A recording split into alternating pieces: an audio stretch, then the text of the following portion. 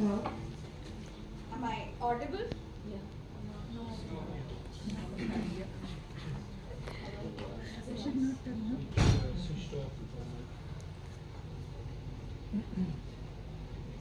Hello? Okay. Now I'm audible, right?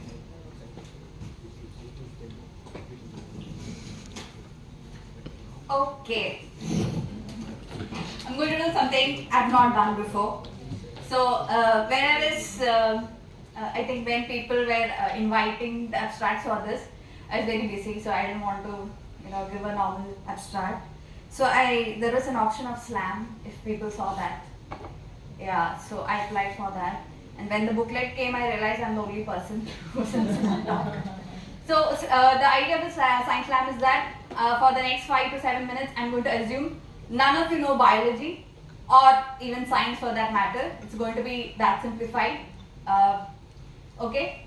So I myself, this is the first time I'm giving a slam thing, and I was going through videos. You can start the timer. Yeah, so I was going through the videos and I realized that something to be called as a wow slam, you have to be either rapping or singing with an instrument. So I got this instrument thanks to Abel, wherever he is. Thanks for giving me this. But the fun fact is that I bought my first guitar 10 years ago, but I don't know how to play it. Okay, standing here like this. And so if somebody is clicking a photo right now, they would think like 75 to 80% or even 90% of my talk or performance is going to be about the guitar. Or if somebody was to walk in right now, they would think, yeah, she's just going to play and talk science. But because, like I said, I don't know how to play this, it's right now a piece of junk, right? So with that, I come to my title, Fish, Flow and Junk. And I'm going to talk about a kind of junk. And like I said, I'm going to assume none of you know basics of biology, with which I'm going to back to basics. So basically our body is made of cells. There is a control center, which is called as nucleus, which is made of the genome, which is like the compendium of all the genes in it, which is made of the deoxyribonucleic acid. It makes so the genome is like an instruction manual, and it's going to make multiple copies of the instructions into RNA, which will make proteins, which will be the building block to make the cells again, right? So this is central dogma of life. This is what we have all learnt in school at least. So does everybody agree with this central dogma of life? Yes. Yes? Is there anybody who challenges this? So I do. Yes, thank you, sir. So that's why this talk is not for a biology audience actually, but this is my place. So this central dogma of life applies to only 2% of the genome, right? So how do we know that? I'm glad a lot of people talked about the Human Genome Project today. Okay, these were the countries. It took more than 10 years. This was the amount. So what scientists actually thought was, when they finish this Human Genome Project, they will find 100,000 of protein coding genes, which will be able to explain how we are so complex compared to a small worm, which also has an equal number of protein coding genes, which is 20,000, right? But what happened? What they found was only like 1 to 2% is the exome, which makes the protein, and the rest is junk, right? So this is what happened, right? Instead of finding more protein coding genes, what we found out was that human genome has only 1 to 2% which codes for protein. Rest all is just there. Is there in the billions of cells. Is there in me, you, every single eukaryote which is out there has this literally so many bases of DNA which is just junk, right? But then there were a group of scientists who said that it can't be junk. Like, why are the cells always making this so much of it all the time if it is completely junk, right? Just because you don't know us, you can't call us junk DNA. So that's when scientists decided to do something called as the ENCODE project, the Encyclopedia of DNA Elements. And that's when they discovered the non-coding RNA, right? So they said that, okay, this is junk, but still there is something coming out of this, right? And then there was a group which said that, what if this is just noise, right? Yeah, the cell is just making protein coding genes and then it's going to make some noise. just beside it, right? And so this was the question that if this is all, it's still being made, what is the function of, what are the functions of these non-coding RNAs? And now I stop the jump part here, I'll switch to the flow. So this is a beautiful, please give me time. I'm trying something different today. Okay, so this is a beautiful picture of the Brahmaputra river, and from the Ganga and the Brahmaputra, there's a small 2 to 3 centimeter long fish which has traveled all over the world as a aquarium fish, and in the 1970s became the model organism, which is zebrafish. So from next time somebody catches a fish with lines and tells you that this is zebrafish, don't believe them, right? This is how it looks. It is like blue and it has horizontal silver and yellow stripes, okay? And it's called as Danuaria or zebrafish. So, but this is not the flow I am interested in. There is a different flow I am interested in, which is the blood flow, right? So again, because this audience knows, we have blood vessels, there's blood flowing in our body all the time, and I am interested in this organism, which is zebrafish. What you're looking at is the head of a 3-day-old zebrafish. The blood vessels are in green, the blood cells are in red. So basically wherever the blood vessels and blood cells are together, you can see it in yellow. And just to give you the idea, these are the eyes on both sides, the mouth is on the other side. So you're basically looking at the head from the top, right? I'm going to do this in between. Okay, right. So now I'm coming to what I worked on. I have my favorite piece of junk DNA, right? And it is a piece which makes a long non-coding RNA or a LNC RNA. And then I have this fish in which I'm going to ask this question, that what does this piece of junk DNA do, right? So for that, I'm going to introduce you to Morphlino. Now if you think that this is an Italian gentleman, I'm very sorry, it's not. It is actually a chemical molecule which can bind to the RNA and stop it from doing its job, right? So if this is how a normal fish looks like, right, at 2 days old.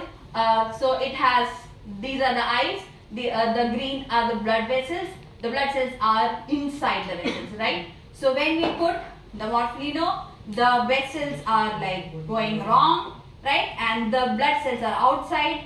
This is like called as the cranial hemorrhage. That's a situation where the blood cells are outside, right? So this also means that my junk DNA has some job. Yay! Right? Next. So this was like for some time. Next we used molecular scissors. Now so when I say molecular scissors, immediately everybody will be like CRISPR. No, I'm a bit old school. So I use talents. Okay? Then we later on shifted to CRISPR, but we started with talents. And what happens in talent? Basically, it will cut the DNA, it will change the RNA and again stop it from doing the job, right? So this is again how a normal fish looks like. But when we use a gene editing using talents, this is what happens. It again leads to a cranial hemorrhage, which means that when I chop up my favorite piece of junk DNA, it again leads to a problem in the blood flow, which means that my favorite piece of DNA has some role, it is not a junk. Okay?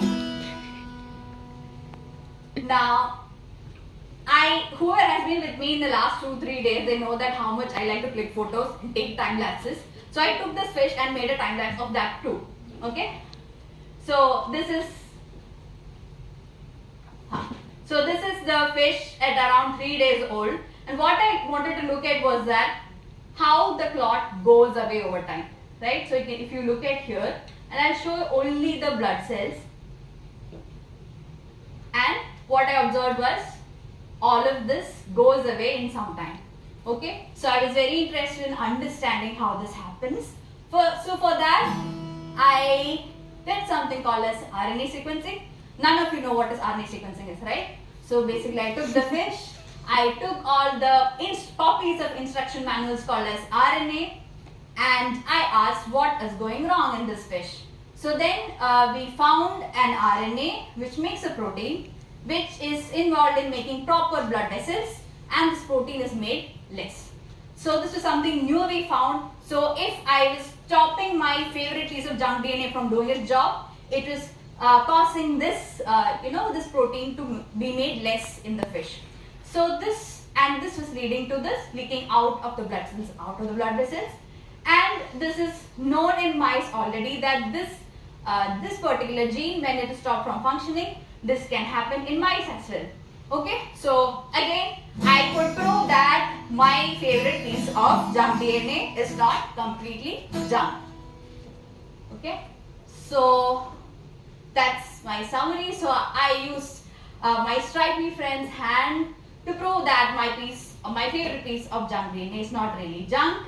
Okay, so that meant party, and yeah. So this is how there are thousands of non-coding RNA being discovered even as I speak, probably it's getting discovered. But somebody has to take each of these RNA and study them in detail to understand if they're truly junk or they're just noise or they have actual function, right?